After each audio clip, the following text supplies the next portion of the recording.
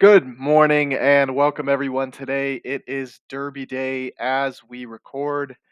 And if you're not having a great day already, I hope that this video will help brighten your day just a slight bit because we are here for Taco Talks to talk about movies. What else? And this morning, I'm walking in the parking lot and I don't know about any of you, but when someone locks their car, as I walk by, actually kind of take it as a compliment. And why, you might ask? Because I am lucky if I get my USB to plug in on the first try. And I'm pretty sure hot wiring a car is more difficult than that. So there must be something about my look that people respect or feel like I'm much more capable than I truly am. But hopefully, with today's video, I am capable to give you the video that you deserve because if you look at this title slide, we have quite the stacked lineup. A lot of heavy hitters on here, possibly a few unknowns, maybe some movies that you haven't watched, and hopefully, if that is the case, this video will inspire you to watch them. So, this is episode 5, obviously. Please be sure to like and subscribe. A lot of comments, or a lot more comments, and I've been trying to reach out to y'all. I want you to know that I really appreciate every single like, every subscription. It's the numbers are definitely lower than, any big big creator, but it's a lot to me, and I want you to know that it means a lot. So thank you very much. I really do truly appreciate that.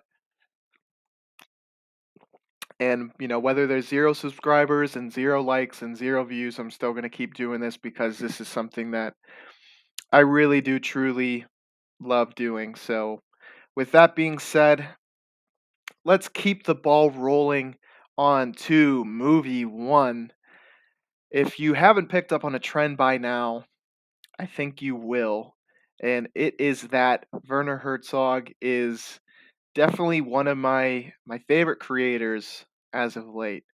And it struck me when I watched Aguirre, The Wrath of God, which I believe is reviewed on episode 1.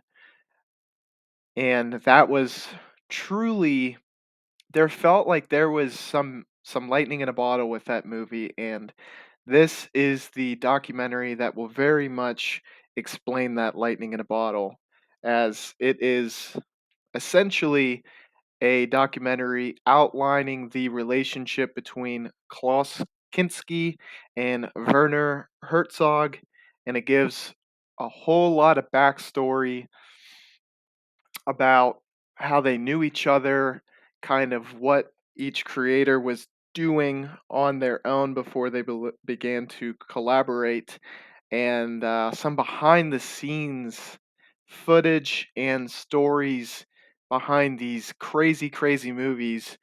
And look, if you were to tell me, first of all, let me start with this. If you were to tell me that Aguirre or Aguirre, however you would prefer to hear it or pronounce it yourself, as it's a hard one to pronounce.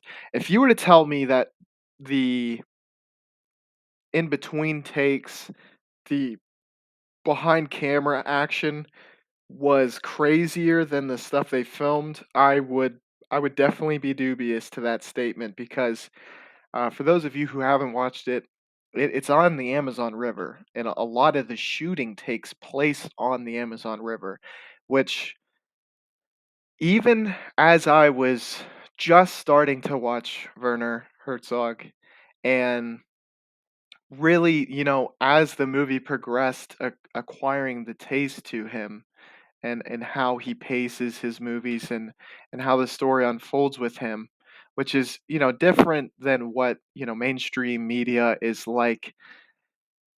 I began to appreciate it, but also what kept like tapping the inner thoughts in my brain was, how in the hell did this guy do this?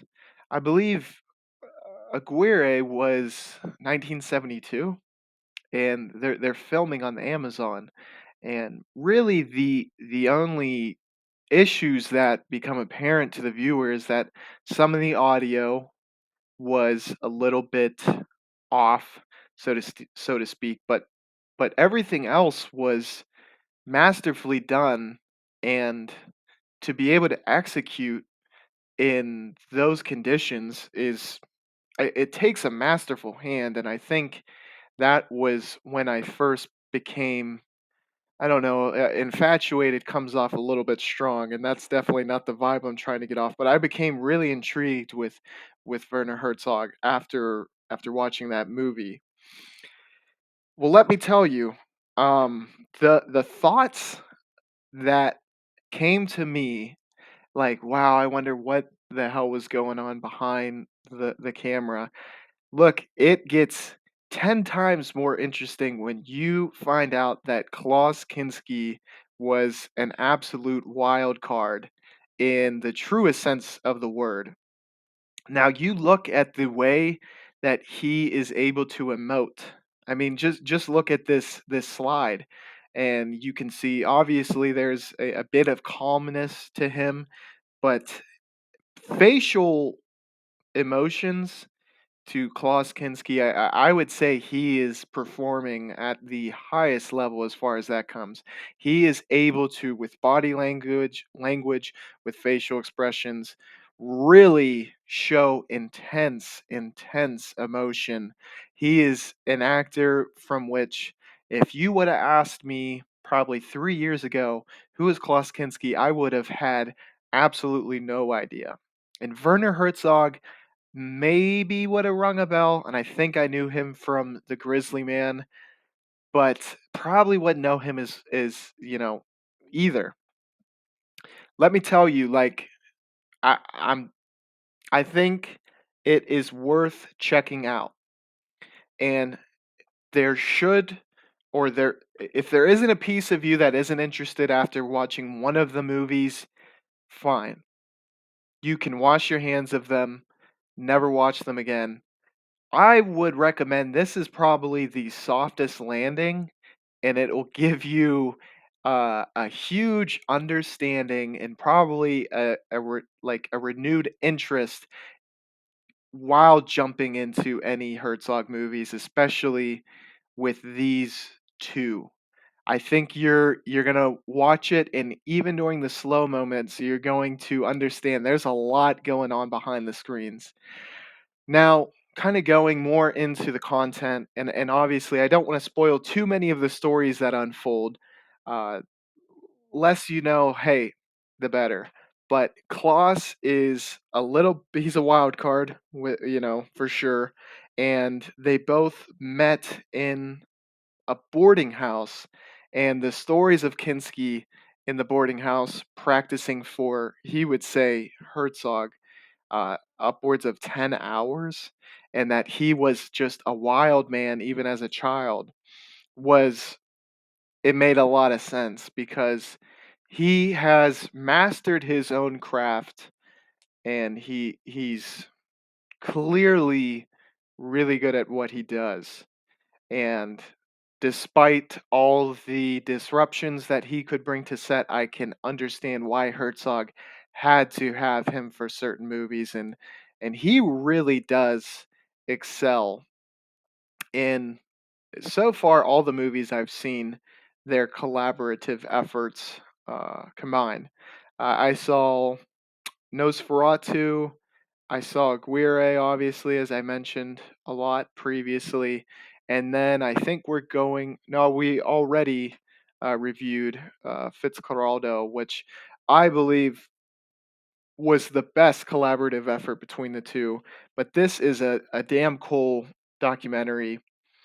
The one thing that I will say, i- it's understandable kind of looking back on it, is it I don't want to say that Herzog took cheap shots at Klaus Kinski, but if he I think there possibly could have been a way to express the truth of their relationship with a gentler tone, because And I understand Herzog probably went through absolute hell with Klaus, and it was probably nice to be able to vent that. But as far as a piece of media where you're going over your relationship, it kind of it came off a little bit like he was still holding a grudge, and that was a little a little off-putting. It didn't ruin the documentary by any means. It probably just gave truer insight to their actual relationship, and it was very, very complex and, by no means black and white where Herzog hates Kinski, Kinski hates Herzog. Definitely a lot more depth to the relationship than that, but it would have been, I think, better because at certain points it's like, oh man, Herzog, why do you like take the high ground on this? I would have maybe respected Herzog a little more had that been the case. Either way, or in any case, though, it is a truly good documentary. One that I recommend you definitely check out because it's really great, and I think it might turn you on to a director who has a true vision, who is very artistic in what he does, and has a lot of unheard of movies that are really good, and you can find a great bit of appreciation in. Moving on, we have The Wailing by Na Hong Jin, a 2016 flick, a newer movie that it's a bit of a thinker. There's definitely a good bit of, I wouldn't say gore. It doesn't show the actual gore, but the imagery is really okay, there is some gore for sure. Strong characters. I really like how they slowly unravel the plot as to what is going on, because as you walk into it, it seems like it could be going one way or another. As I watched it, my girlfriend asked, like, what is this, like, what type of horror movie is it? And I kind of was close, but at the same time, my answer could have changed any number of times until the very, very end, where because you're just not sure what is going on in the movie. Not in a bad way where it's like so abstract that you're trying to find any semblance of reason and direction. It's fairly straightforward in the events that unfold, but the plot is complex enough to where you're not going to be able to crack it, at least me, what's going on until the very, very end, which is directorially I think that's probably one of the greatest compliments that you could give, because I think that's what they were going for, to keep you on the edge of your seat, keep you engaged, and keep you intrigued to the very end. And great shots, great story, really good acting, and I would definitely recommend it. It's near the top of my horror movie lovers delight. By the way, if I forgot to mention, and if I did, I do apologize. The previous documentary, I would give a 4 out of 5 stars, which has that distinction in common with this movie. I gave it 4 out of 5 stars. It's a really great movie, one that I would definitely go out to watch. The imagery they have is great. The plot is really well. It's told in such a way that it makes it even better than it really is, and it leaves you kind of questioning what the hell is going on. It's definitely a movie that would inspire a rewatch, and it's gritty. It has a lot of violence shown after.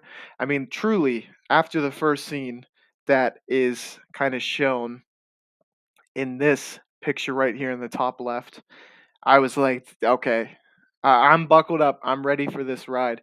This is going to be a great movie. It kind of, at that point, seemed like it might be taking like a Zodiac esque style, uh, plot drive movie to the end. But it was very much its own movie. In fact, it would be hard to kind of relate it to any movie off the top of my head. It certainly, is inspired by a lot of great horror movies, but it's very much its own beast. 4 out of 5 stars. Definitely recommend it. Check it out because it is a great foreign horror movie and one of the better ones that have come out in recent years. Next, we are going to take a look at Eyes Without a Face by Georges Frenju. And that is, hopefully, I nailed that. Obviously, it's a French name. This is a French film. This one is 1960, obviously, as seen on this slide. It is kind of a classic tale where the imagery is very shocking. It's very subtly shocking, where there's not jump scares well, not in there is, but it's not in the modern sense. They build up to reveals that are actually rewarding. They do a lot with I don't want to say very little, but it's subtle in its tone. It has a lot of nuances, and it performs them very, very well. And the more I think about this film, I think the more I begin to like it. Clearly, it is a really brilliant idea. It's one of those simple ideas where obviously it happened, you know, what, 60 years ago at this point, but you're like, how didn't someone think of this first? It's one of those brilliant, simplistic ideas. And to me, like, simple, artistic, and brilliant is genius. And, the simpler and better, the simpler and more effective, the better. And that it's not convoluted whatsoever, and morally it puts you in a place where you can actually emphasize with pretty much every character involved, which is something that any movie struggles with. So its ability to do that is quite unique. It's quite impressive, and it had a lot going for it. Great performances, especially by the lead actress, and very much like the ending, like the payoff. I've heard this described as kind of a fairy tale type story, and I would very much agree with that. In that it, well, spoiler alert. I think we should divulge in some spoilers with this as to kind of get some better discussion going. So, the lead actress had a terrible accident and her face was just gnarly mangled. They're describing it, these detectives in the film, and they're like, yeah, all the glass, the river, and then they say, and then the rats. And I was like, damn, like, let's throw everything at this girl's face and see what our imaginations can come up with after that. So the dad is a world-renowned surgeon and has faked the death of the mother and his daughter, and was able to successfully do surgery on the mother so that now she parades as an assistant in public but is the wife in private, and the daughter has not been able to have a successful face transplant, for lack of a better term, so she is locked away to their wonderful mansion, which, by the way, I would very much consider a straight up trade. My face for their cars in mansion. and like throw a couple hundred G's on top of that, and we're good to go because the cars they have, or the one car that the professor has, is sick, and the house is absolutely amazing. I can't imagine what it would be going for in this economy. Enough bad comedy for this movie, but hey, look, it's cool in that the mother is parading as an assistant. The daughter has a fiance, I believe. I don't know if they were yet wife and husband, but I think her face was so profoundly bad that the surgery that it required was so much more complex than the mother's. So it just wasn't working, and they're trying surgery. The professor is trying on dogs to kind of, I guess, sharpen his craft, but she wears this mask, which is shown here in this art piece that is really beautifully done, and just kind of wanders around the house like a prisoner who isn't able to leave lest she lose the chance, I guess, to have her face fixed by the dad. That's kind of the rub that I got there. But what's really cool is, in trying to find faces, because obviously not many people are going to be volunteering to give their face up. And I don't think the family is willing to take the deal that I offered them. They basically kidnap, or, it's all kidnapping, but they befriend or drug young ladies and operate on them and basically steal their face and just kind of like keep them prisoner until they kill themselves. I guess it seemed that they had mentioned, it was like, well, the last patient died, so we have to be a lot more careful now. Hopefully that was the first patient, and if not, what happened to all the other patients and how haven't they been caught from them? I think that's probably something I'm getting confused, but if not, that's definitely a little plot point that might go overlooked a little bit. Someone's like missing a chunk of their face, and they're like, "Hey, this guy was the last person I saw, and I had my cheek before I met him. You might want to check him out." Any the less, it's pretty grim what they do, and they do show one of the surgeries, and I think the way that they did it was absolutely amazing. But one of the best moments of the film was prior to the surgery when the eyes without a face is checking out the person whose face she is about to put on like a nice fitting leather glove, looks at her without her mask, and it is the big reveal as to what her face looks like, and that's the standout point of the entire movie. The only other point that perhaps rivals it is the ending where the fairy tale kind of takes place, and the woman figures she would rather be free than like a guinea pig to her father's experiments.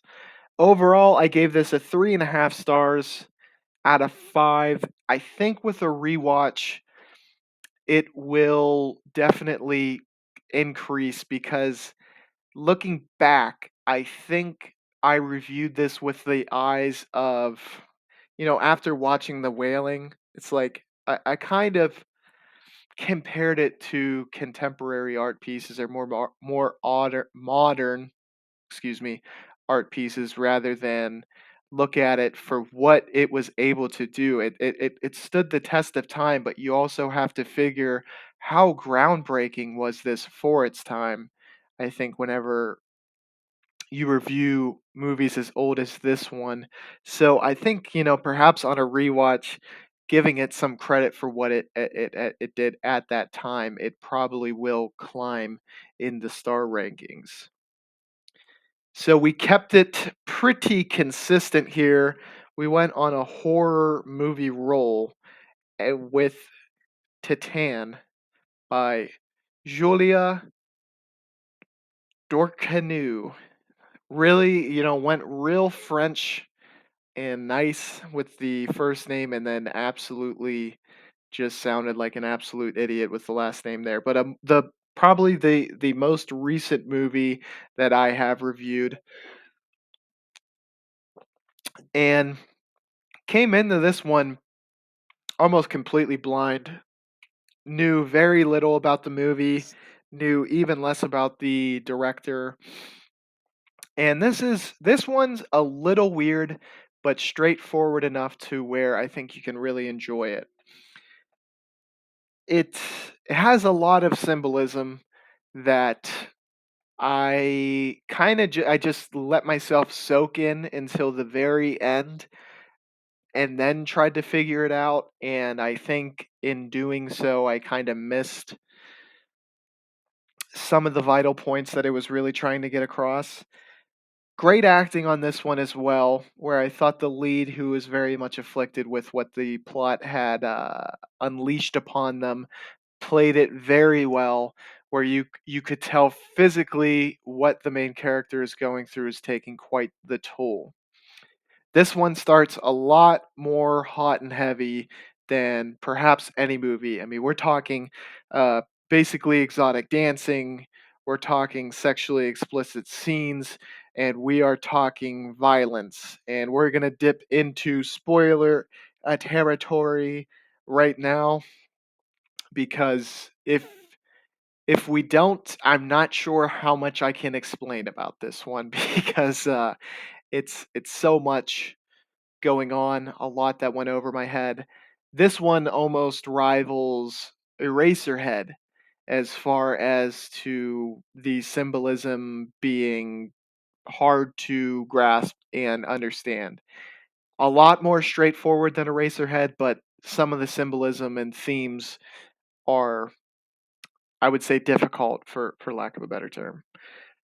So we have the main character who kind of seems to be an annoyance to their father while they're driving, and then wham, they get in a wreck that is pretty well shot because it's not too over the top where it's like, hey, let's do 15 barrel rolls with this car to get across that someone's going to be injured.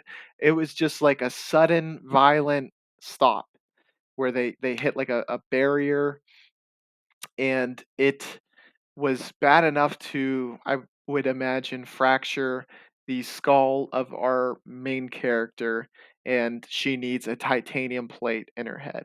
And that is one of the big plot points that kind of follow this all the way through. And if you haven't seen the poster for this movie, it leaves a pretty badass scar on her head. So she seems to be attached, and she really likes cars. She turns into a dancer who's has somewhat fame from dancing on a car. Like it's like it's essentially like a strip club, but they don't get naked and they dance on a car. And people there really wanted her autograph. And one guy wanted to talk to her so bad that he chased her into the parking lot, grabbed her forcibly by the face as she was in her own car, and kissed her. And she takes out her hair tie and just right in the ear through the brain, which is probably one of the coolest kills and simplest kills that I have seen in any of these horror movies. Then she kind of goes on a rampage where, well, she okay, and this is where we're getting into the really weird territory. There is two scenes where she essentially ties herself up and has relations with vehicles. One being a fire truck and one being the vehicle that she dances with, which is you know, these are plot points that are important, believe me. How thematically and symbolically, I am not quite sure how, but it seems as though the first vehicle impregnates her, and the second vehicle gets her ready for birth, but we'll get there when we get there. So she kind of goes on a rampage, and it seems like she is struggling with her sexuality along the way as she has relations with a female that she works with after this murder. Not the same day or the same night. I think it was a different night. And it seems like as she is combating this, that's the inner turmoil that is kind of driving the plot as far as I'm concerned. It seems like the mystery and her understanding of her own sexual feelings is the conflict that is driving her to act strangely, to put it simply. And she just rampages at the house that her coworker for which she felt romantically attracted, just slaying like 5 people, which was what I'm telling. Like, this is all the first 30 minutes, and there's a lot of action going on. So, while Eraserhead is kind of like it's trying to tell you a lot through as little as possible, this is trying to tell you the same amount, but with just action going past you at 100 miles per hour. So, the main character, whose name is Alexia, turns into Andre, because she sees a poster as she is being searched for these murders. She figures, hey, I look similar enough to who this missing boy is that I could probably pull it off. So she just straight slams her face on a sink. Another very gut wrenching. It's one of those scenes that you can feel in your tummy, and that's how you know it's like this is a visceral scene, which is pretty cool. They bring in the father of this missing child. He takes her in. You're not quite sure if he knows, but it does later become unveiled that he does know that she is not in fact her son, but he seems like he missed his son or having someone there for him so much that at this point it doesn't matter. It's better to live what is it, in ignorance rather than face the cold hard truth on this one. So the father is really caring and very protective of Alexia, and it seems to be to me something that she direly missed.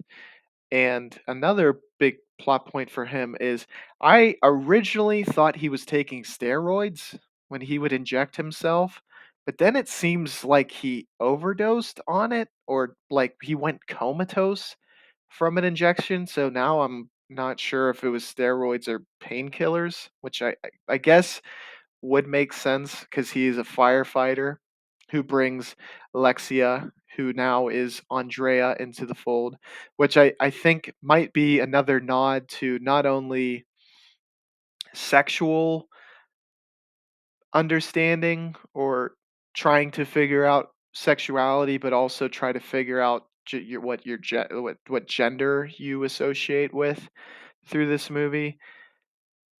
In the end, Alexia, who has been wrapping herself up because she's beginning to form a baby bump, and it seems like at a very accelerated rate, and also her breasts, because she is an exotic dancer and she has breasts, whereas men don't, clearly. And I'm sure you're appreciative that I explained that to you. Anywho, she's wrapping this all up because she's getting more and more pregnant very, very fast. And at the end, she has a baby that pretty much just kills her because this baby bump is titanium under the skin that continues to stretch and stretch and tears the skin as it gets bigger, and the baby seems like a slightly titanium infused baby. So, not sure what to make of that. I would love to hear your takes and comments down below because this one was hard to unpack and it had a lot going on. It had a lot to say, and I wasn't picking up everything that it was putting down. But it was a good movie nonetheless, and it had a lot of action to keep you with it the whole way. There's one thing that I will say, the movie is not very boring. I mean, if you watch it, I think you will find yourself hooked in throughout the entire ride. And yes, I do recommend it for sure, and it's probably welcoming a rewatch. And I have been told to watch Raw, which I believe is by the same director, and that will help pick up more on what is going on in this film. My takeaway, and you can tell me I'm violently wrong on this one for sure, is that she, excuse me for hitting the mic there. She desperately wanted a father figure. I think that was what she yearned for more than anything. More than being accepted for her gender, more than being accepted for her sexuality. It feels like that was the hole that was missing in her life. And she found a father who was missing a son. He had a son that made him happy, and once he lost it, it was something that he truly yearned for, and he was willing to have it any way that he could. And in giving the gift of what a healthy father daughter relationship, she was able to give him the gift of a true son, and even if that meant sacrificing herself. That's my takeaway. I'm probably dead wrong on that, but it's one way to look at this. I do think I'm gonna probably come back to this after I watch Raw and just see if it starts to make any more sense.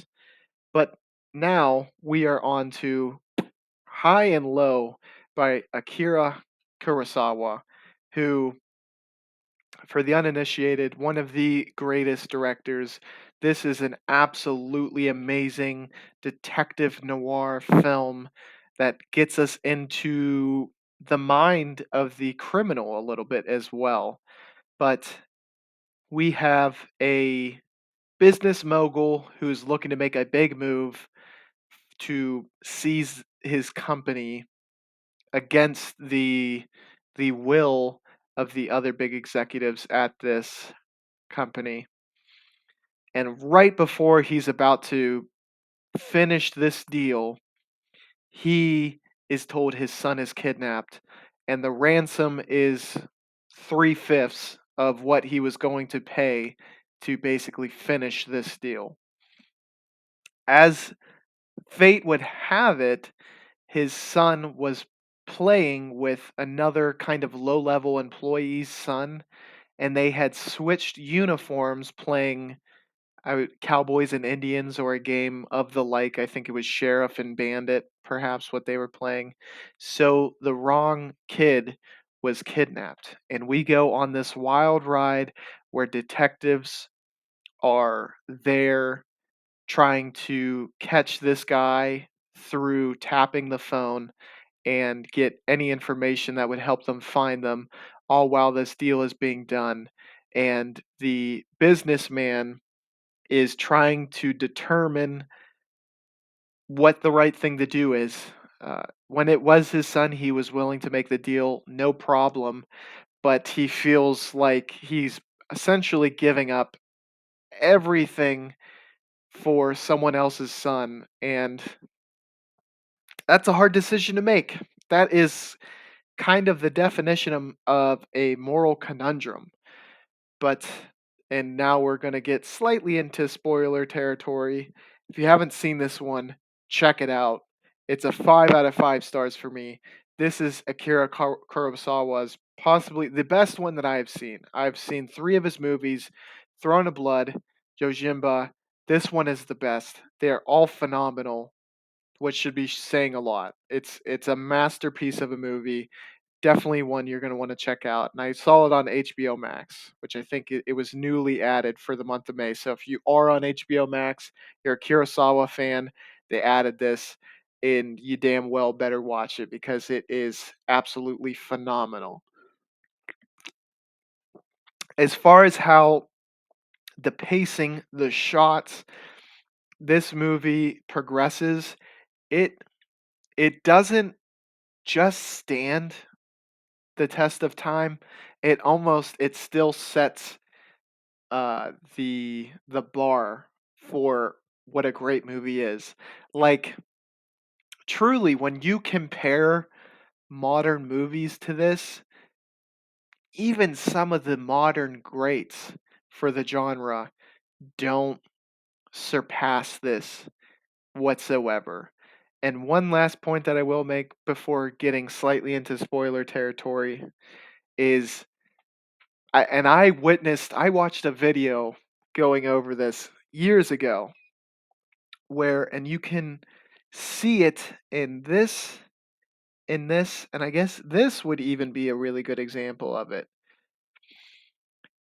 It what it is able to do with framing of each shot is revolutionary and how all the director or not the director, how all the actors move in a formation to look at different actors such as this, such as this, such as this is it's almost poetry in motion. And as you watch the film, I think it'll make a lot more sense than just looking at these stills. But the eyes of all the actors kind of like a river flow to where the action is going. They look at the phone when it's important. They might be looking in one direction and one of the actors look or not look, walk to where everyone's eyesight is pointed to kind of keep you involved in where the story is flowing and who you need to be looking at next as to like whose decision is important, whose thought process should we try to think about. It's absolutely brilliant in that I'm not sure if I've ever seen a movie that has done something so simplistic yet so poignant so well. Now we get into it. The businessman, and this is spoiler territory, pays up the money, and the detectives, they thought this guy was kind of an asshole prior to this because he really had to wrestle with this decision because it was he had put basically all of his money on the line to try to make this deal, and by paying it all to a kidnapper, it put him in a situation where he lost his job, he was going to lose his house. The man would essentially have nothing left. So they go very much out of their way to find this guy, and this is where the great detective story takes place. And they're chasing him, not chasing, but they're following him through the streets, and they're trying to nail him down for crimes enough to where he kind of gets the punishment they feel he deserves. This is like slightly nitpicky territory. In doing so, they do get a woman murdered, which I was like, a lot of this is very much based in reality. This is probably the only thing where it's like this would never I don't think any crime stopping force would ever go for that where it's like we need to nail him down for murder. So what do? Well, we have to let him murder someone first. It just I think no matter how much they want to nail the criminal, it's like I don't think any officer of the law would say, "Yeah, we'll sacrifice like one or two people just so this guy really fries, That's the only nitpick I have with this movie. Everything else is like absolutely brilliantly done, and the ending is also really, really good. This is one I'm telling you, you got to check out. Probably this might be the one if you haven't seen a Kurosawa film, this would be a great one to check out as a starter because it's so damn good, and it's it's pretty maybe a lot more. I mean, if you're not a fan of the samurai genre, this is a more a modern take on cinema, and it doesn't feel dated really whatsoever. So I gave it a 5 out of 5 stars. This is definitely one of those movies that I think everyone can find something to love about it. Up next, we have Doubt by John Patrick Shanley, and wow, we have some absolute juggernauts of film just taking absolute shots at each other throughout this film. Not this isn't a film where people are, but I mean they are honing their craft. You can see how good of actors and actresses they are, and this is one back-to-back movies that were absolutely great. I swayed on giving this 5 stars. I wanna rewatch it. I ended up deciding on 4.5, but whew, such a great movie. Meryl Streep. This is probably one of the first movies that I got to watch of hers where you I really got to see how great of an actress she is. She is truly great. Philip Seymour Hoffman, I already knew he was a good actor, but this is probably the best performance that I have been able to see from him to date. And then Amy Adams does not drop the ball whatsoever. She really brings it in every scene that she is in. And let me look. Viola Davis is also able to really bring it. She's not in the movie nearly as much as these three, but she is pretty powerful in every scene that she is.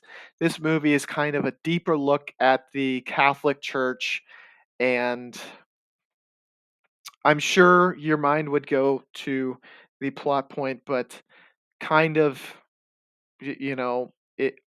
I guess, for lack of a better and more descriptive term, child endangerment, and just really poetically and subtly and in a nuanced way lightly going through where just small pieces of information are coming to us, and it's told in such a beautiful and deliberate way as to at the very end of the movie we're no more sure than we were at the beginning, hence the name and title of this movie.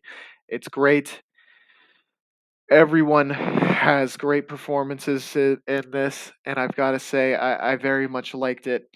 It's one you got to check out, and a critique on the Catholic Church that I think it's the best version of a critique on the Catholic Church when it comes to child endangerment.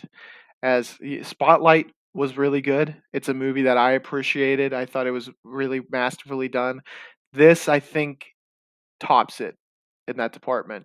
So I gave the fairly major plot points, but um, if I go into it anymore, it kind of saves you from having to see it. And if you haven't seen it already, definitely check it out because it's really good. Everything I said, I don't think would ruin it whatsoever because it's more about the performances and how it's told so well that it's not a definitive statement one way or another. And yeah, you will come to your conclusions, but that is ultimately just what it is. And it says something, I think, more profound than what the story is actually telling. And it's that,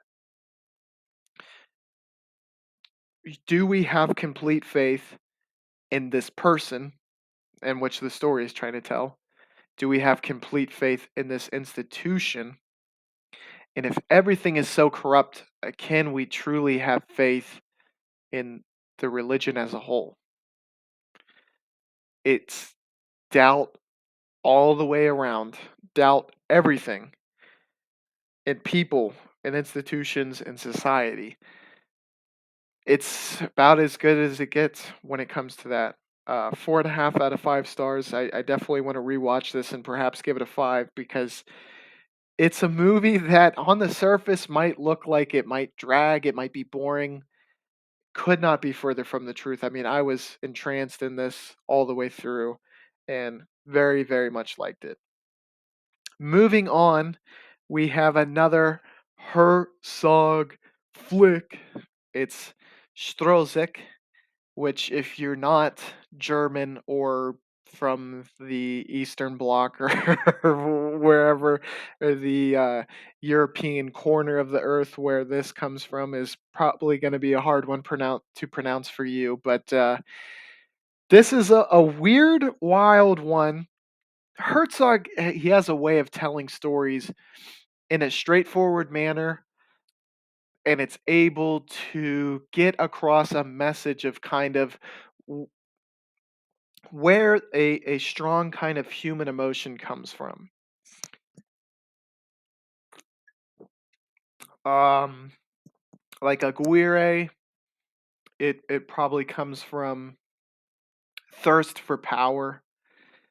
For Nosferatu, longing for connection. Fitzcarraldo, probably the yearning for enlightenment, perhaps. I think you could argue that. This one is another one where I think acceptance, it could perhaps be boiled down to acceptance.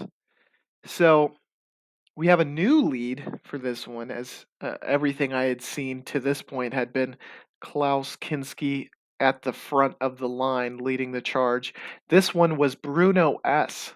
And the whole movie was actually kind of based on Bruno's life story, as he was not like a professional actor before this. This was basically a plot came up with the intents and purposes of being a movie for Bruno, which was pretty damn cool that that had been done. And I tell you what, it is a sad story. And learning about Bruno, yes, his life story is pretty damn sad. But for not being like a world renowned actor, I think you were able to get a performance that is so genuine that it probably trumps any performance that you would have got from a professional actor. Just the beats of the story. Bruno gets out of prison. He has committed a lot of alcohol related charges. He knows a woman, Ava, who is a prostitute, who's kind of, I don't know if they're both pimps. They're pretty rough around the edges. She is trying to kind of get away from them and jumps back and forth between those two and Bruno, and in doing so gets herself and Bruno kind of put in a really sticky situation where their lives are essentially going to be on the line if they stay where they are.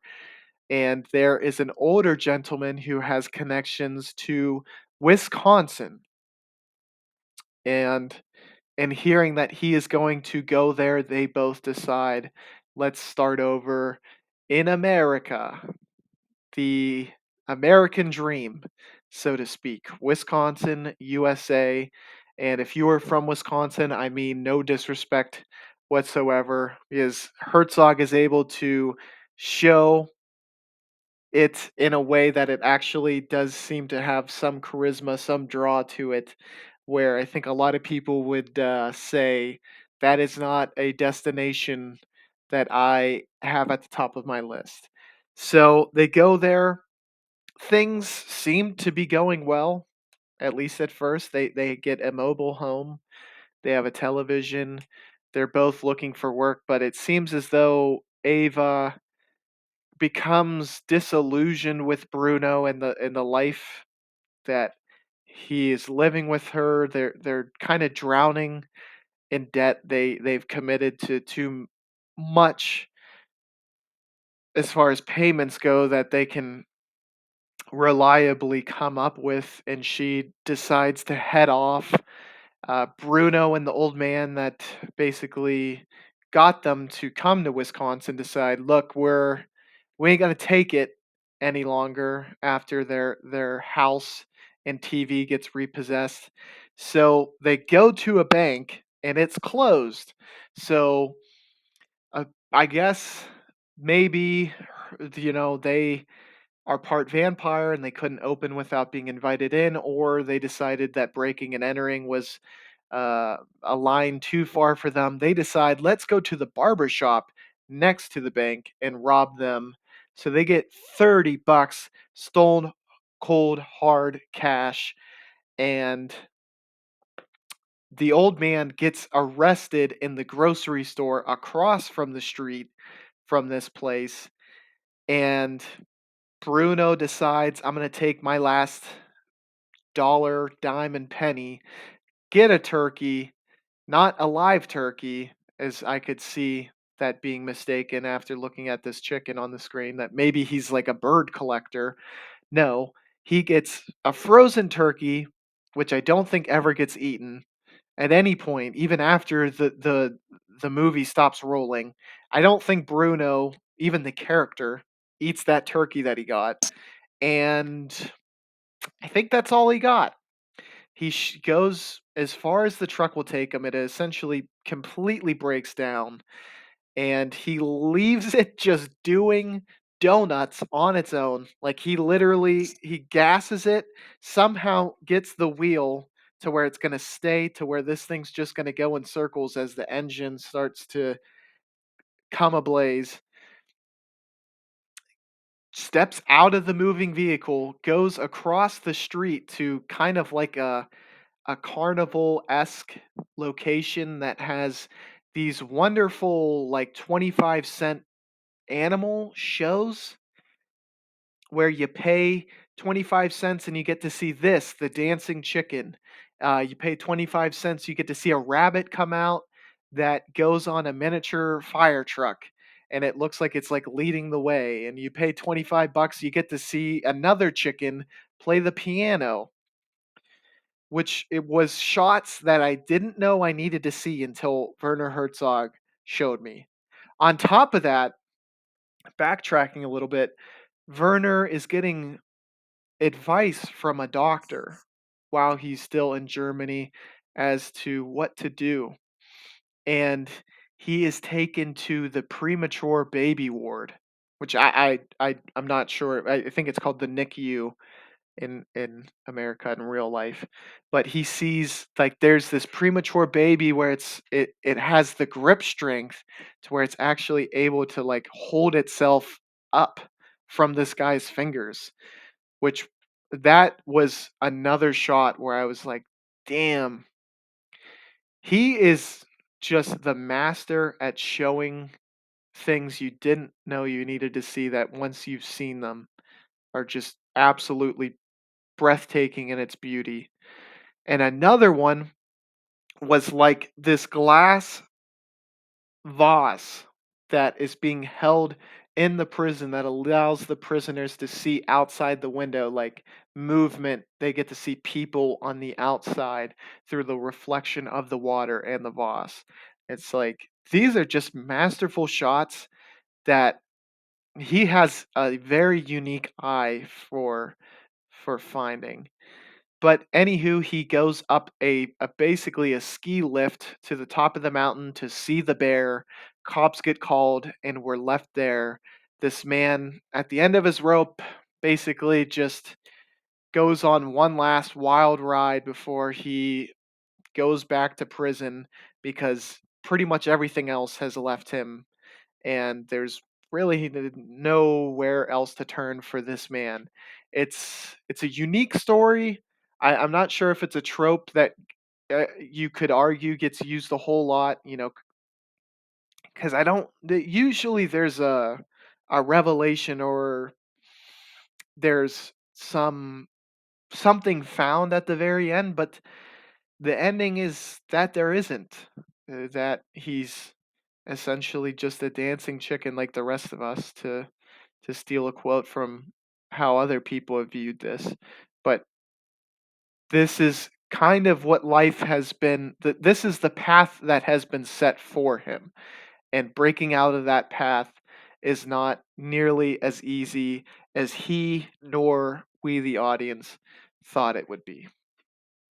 I gave it 3.5 stars out of 5. Definitely, it's not for everyone, but if you are appreciative of Werner Herzog flicks, this was one that should be on your watch list. And whether it would be a good starting point, I'm not quite sure, but it is a good movie nonetheless, and one that I enjoyed watching. And finally, for our main event, Solaris by Andrei Tarkovsky, 1972. As some people have described, this is the, I don't know, companion piece, probably more astutely titled. This is the answer to Stanley Kubrick's 2001 A Space Odyssey. And I must say, they are both so wonderfully done for their time periods in which they were filmed, to which it stands the test of time. Nothing looks funky, nothing looks dated coming out of it. I think you would be hard pressed to guess, hey, when was this shot if you knew nothing about it and watched it. It's a plot that is absolutely genius. It is expertly well done, and it is a movie that I think will leave you empath having empathy for the characters involved, and you'll be able to understand where everyone's coming from, and what their stance is, I think. Whereas 2001, especially at the end, is a little abstract and hard to piece together. This, I think, is more straightforward in that you are more able to understand what the message they were trying to get across is, at least in my opinion. It's amazing. Plot wise, it is probably one of the most unsettling ideas for a plot, to where this could. I think you could have very easily turned this into a horror movie, and there are certainly some horror aspects looking at it, but there is this planet, Solaris, where the ocean is hypothesized to have a mind of its own, like a membrane, and the people who have encountered this ocean are able to kind of pick up on the fact that it can replicate people from your memory. Our main character, Chris Kelvin, is brought there, and his mission is essentially just whether this is still worthwhile or whether they should shut down this whole project. And he becomes I- not obsessed, but he is so drawn in because he sees his ex-wife on the space station while he's there, and it seems like a part of himself and a part of his life for which he can't leave. He can't let go. So having that second opportunity to see it is one that he is not willing to let go of so easily. And throughout this movie we get so many profound statements and takes on life and exploration that, I mean, Tarkovsky is truly one of the great minds of his time, and very prophetic in the messages that he's able to get across. There are certainly themes of mirrors, and what it kind of says fairly bluntly is that our exploration is not so much to find difference or to find different life forms. We are looking for ourselves or a mirror of ourselves. And I think that holds some water, truly. I think we're not looking for something too different from us. We want to find something like us. And perhaps that is the case in how we look for people as well. We're not looking for someone who is our polar opposite. We're kind of looking for a reflection of ourselves.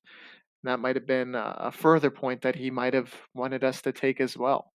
And now we get slightly into to spoiler territory, but the main character, Chris Kelvin, ends up staying on this planet after his thoughts have been transmitted to it, and it ends up kind of creating islands from what his perception of Earth is or where he's from, the people in his life, the places in his life. And that is the point where, I'm not quite sure what it was trying to say in that, but it is much like Stalker, you're able to get very different perspectives, and you're able to kind of get their what they think about these very profound and complex topics. And I think that's something that Tarkovsky is able to do like nobody else. And in trying to answer the bell to Stanley Kubrick's 2001: A Space Odyssey, I think he hit a home run or a grand slam. And he's probably, as I said in my review on Letterboxd, he's possibly the only person to try to go toe to toe with Stanley Kubrick and win in some people's eyes. I have to watch both of these movies again and then give you a verdict on which one is the better of the two in my mind. I do, even with recency bias. I honestly I think 2001 is the way I'm leaning as of right now, but I think if I watch them back to back, I'll be able to give you a clear verdict on that just because I thought, and Tarkovsky has this as well. Tarkovsky gets the points for the profound messages and the profound thoughts that he makes you think about, whereas Kubrick gets the nod as far as these amazing shots. But don't get that mistaken for one does this and the other doesn't. They both do these and they do them very well. It's just one has a mastery on the points that I have given them. But I gave this one a 5 out of 5 stars. I gave 2001 a 5 out of 5 stars as well. If you like science fiction and you have not seen this film, definitely do so. You will thank me later. And that is all the movies for Taco Movie Talk for episode 5. If you haven't already, please like and subscribe.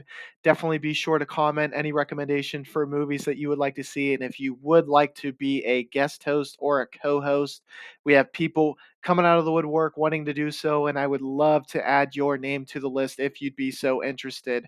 Again, like, comment, and subscribe. I really appreciate you checking this video out, and be on the lookout next week for episode 6 because the train just keeps on rolling. Thank you, everybody, and I hope you have a wonderful rest of your day or night. Thank you, guys.